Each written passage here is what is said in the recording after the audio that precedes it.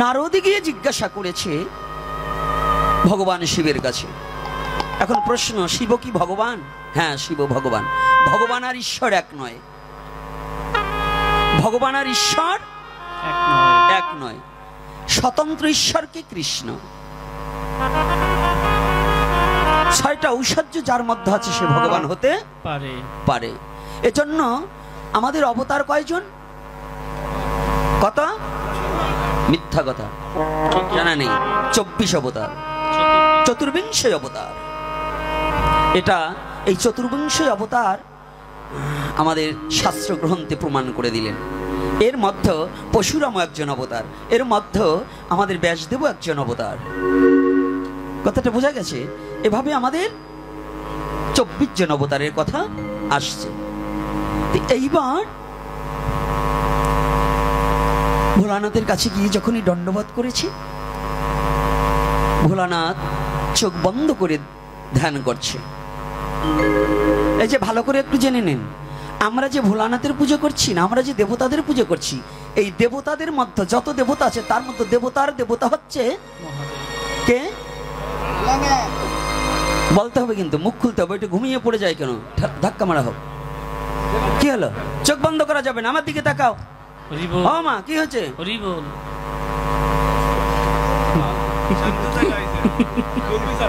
যেগুলো হরি নামে ঘুমাবে খালি আমাকে একটু ইশারা দেবে, আমি এখান থেকে তুলসীর পাতা দিয়ে দিব চোখে। আর চোখে তুলসীর পাতা দেয় কখন? মরার পরে। হ্যাঁ, মরার পরে। তাই যেগুলো হরি নামে এসে ঘুমাবে আমি তুলসীর পাতা দিয়ে দেবো, আমি বলবো বলো হরি হরি, একবারে সাইজ হয়ে যাবে। সাবধান, খালি দেখবে। ও মা, আপনাদের পাশে যদি আপনার বান্ধবী ঘুমায় একটু ধাক্কা দিয়ে, নাহলে কিন্তু বান্ধবী হারা হয়ে যেতে হবে। কারণ কি জানেন, প্রকৃত তারাই মরা কৃষ্ণ নামে ঘুমায় যারা।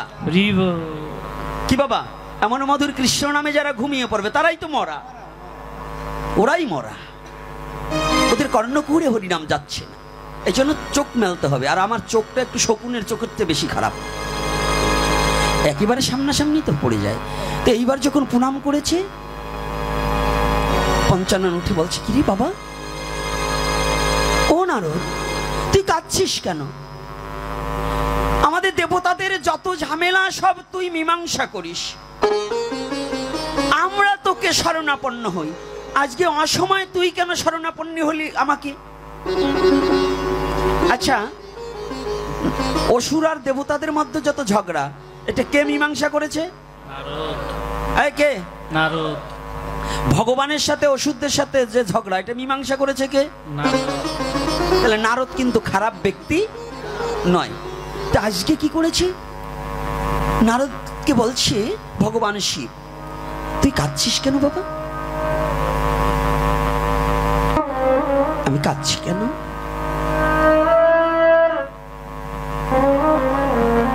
আমি কাঁদছি কেন?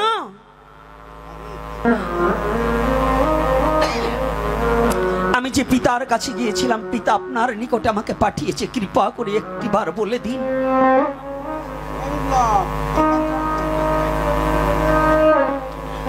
আমাকে একটিবার কৃপা করে বলে দিন, আমি কোথায় গেলে একটু ভক্তি ধন পাবো? ভক্তি শূন্য দেহেতে কখনো গোবিন্দ ভজন হয় না। শাস্ত্রজ্ঞ যত হোক, পণ্ডিত যত বড় হোক, যত বড় শিক্ষিত হোক, ওই শিক্ষিত যদি ভগবত সেবায় না লাগে, ওই শিক্ষিত শিক্ষিত নয়। এটা কোথায় বলেছে? চৈতন্য চরিতামৃতে রায় রামানন্দের আর মহাপ্রভুর কথোপকথনে, সাধ্যের নির্ণয়ে। প্রভু কহে বিদ্যা মধ্য কোন বিদ্যা সার, রায় কহে কৃষ্ণ ভজন বিদ্যা ভিন্ন, বিদ্যা নাহি আর।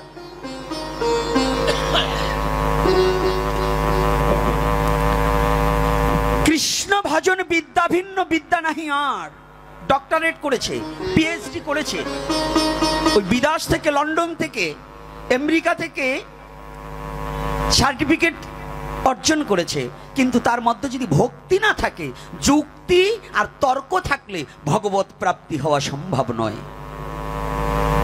যেখানে যুক্তি আছে সেখানে ভক্তি নাই, আর যেখানে ভক্তি আছে সেখানে যুক্তি থাকে না। কি বাবা থাকে? ভক্তির জায়গায় কোনো যুক্তিতে কাজ হবে? আর যুক্তি যারা দেবে তাদের ভক্তি থাকবে না, ভক্তি শূন্য। নারদ বলছে কোথায় গেলে আমি একটু ভক্তি ধন পাবো?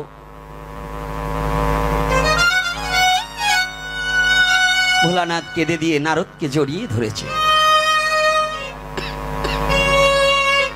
নারদকে জড়িয়ে ধরেছে। নারদ, ও বাবা, আমি এই ভক্তি ধনের জন্য সোনার কাশীকে পরিত্যাগ করে আজ শ্মশানবাসী হয়ে গেছি। একমাত্র জীবনে একটু ভক্তি ধন অর্জনের জন্য সোনার কাশীকে পরিত্যাগ করে আমি আজ ছুটে বেড়াচ্ছি। আমি পঞ্চমুখে নাম করছি, কিন্তু আমি আজ অবধি ভক্তি ধন পাইনি।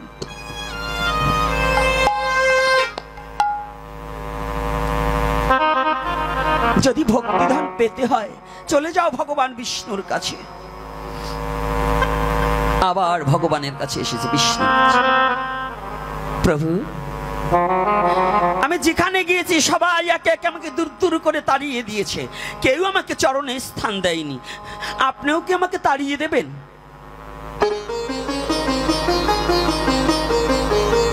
কি বলেছে? সবাই বলল আপনার কথা। নারদকে জড়িয়ে ধরেছে ভগবান বিষ্ণু। নারদ, আমি ভগবান হয়েও ভক্তিধন আমার কাছে নেই, জানো নারদ? একমাত্র এই ভক্তিধন যদি পেতে চাও, এই ভক্তিধন একমাত্র ভক্তের কাছে আছে। ওই ভক্ত ছাড়া ভক্তিধন কোথাও খুঁজে পাবে না।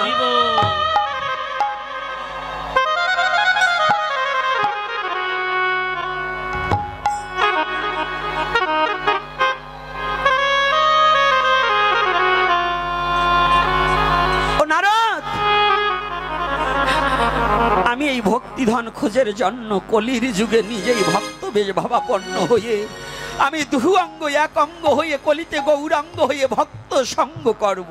হরি বল, হরি বল। আর জানো এই ভক্ত সঙ্গের কত ফল? সেই লীলাটাকে আস্বাদন করে প্রেমিক একজন ভক্ত একটা গান রচনা করেছে।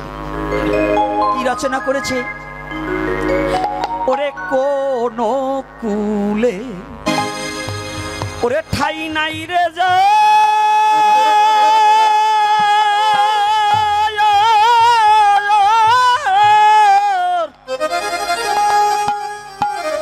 ওরে আমি পার করিব তারে,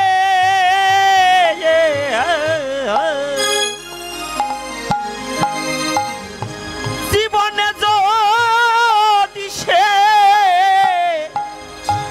একদিন রে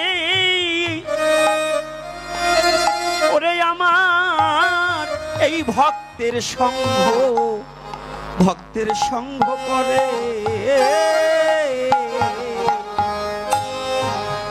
বুঝ মন রে আমার,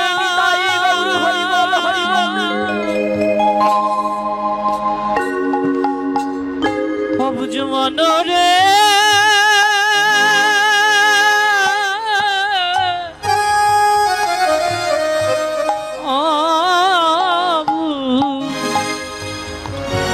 মনরে মনরে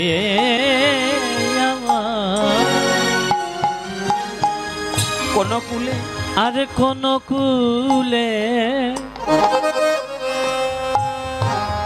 ওরে ঠাই নাই রে যা,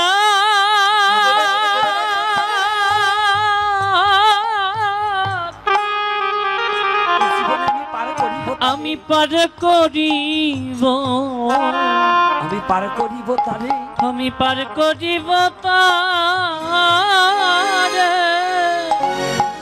ওরে জীবনে যদি সে একদিন, ওরে জীবনে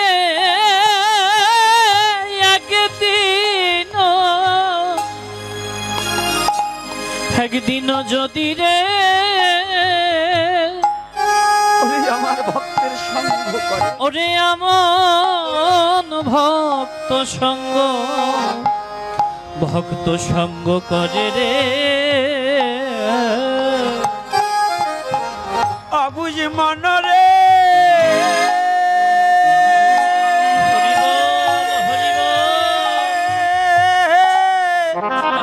সময় চলে যায় ও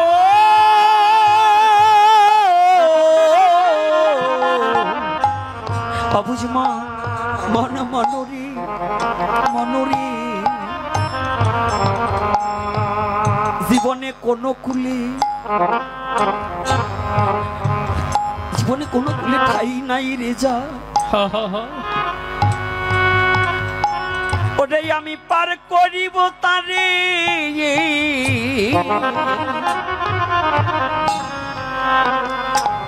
ওরে জীবনে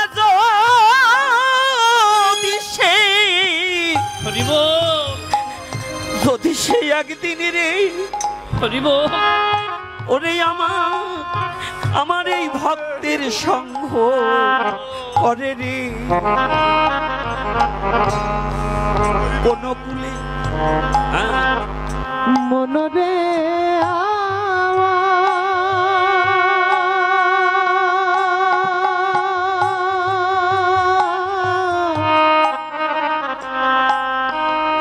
অবুঝমা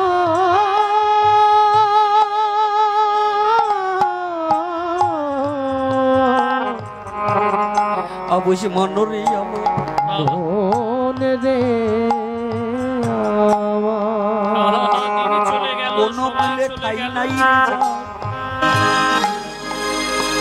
কোনো কুলে ঠাই নাই রে যা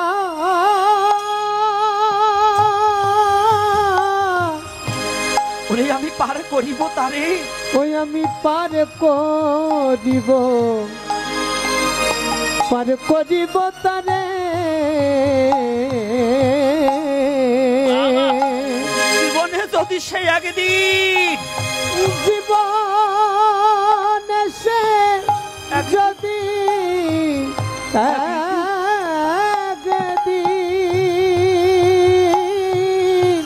ওরে আমার ভক্তের সঙ্গ করে ওরে আমার ভক্ত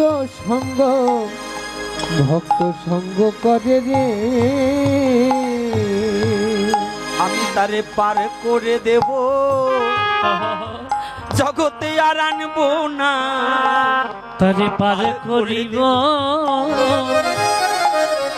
আর আনব না তারে আমি পার করে দিব আর আনবো না তারে পার করিব আর আনব না ওরে জগতে এমন ভক্ত আমি যদি পাইরি করিব তারে আমি পার করে দেব আর আনবো না যদি এমন ভক্ত আমি পাই রে তারে পার করিব আর আনব না কোন কুলে ঠাই নাই এই যে সুন্দর দেহখানা অহংকারে পরিপূর্ণ হয়ে রূপ যৌবনের অহংকারে পড়ে অর্থের গৌরবে পড়ে কোনদিন আমার এই মস্তকখানা কোন সাধুগুরু বৈষ্ণবের চরণে আমি জীবনে একদিনও প্রণাম জানাইনি। কার অহংকার হয়েছিল? এরকম একদিন অহংকার হয়েছিল উদ্ধবের।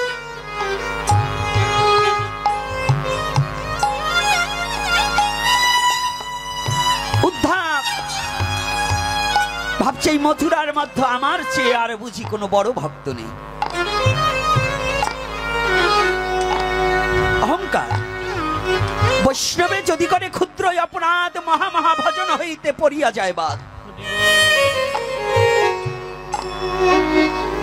সারা জীবনের সম্পদ 1 মিনিটে শেষ হয়ে যেতে পারে, সারা জীবনের সাধনা 1 নিমেষে শেষ হয়ে যায়, শুধু অহংকারে আর অভিমানে। 3টি বস্তু মানুষকে ধ্বংস করে, লোভ, হিংসা ও অহংকার।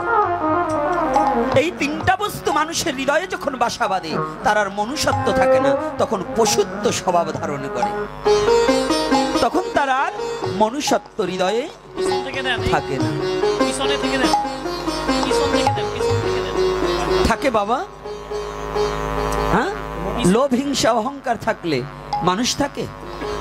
কি হয়? কথা বলতে হবে, আমার আলোচনায় কথা বলতে হবে, চুপ করে ঘুমালে কাজ হবে না। ভাগবতে আসবেন কেন? কিছু পেতে। ভাগবতে এসে খালি ঘুমানো নয় আর গল্প করা নয়। তবে আজকে আপনাদের বলতে এসে আমার একটা জিনিস ভালো লাগছে, যে ভক্তরা নীরবতা পালন করতে জানে।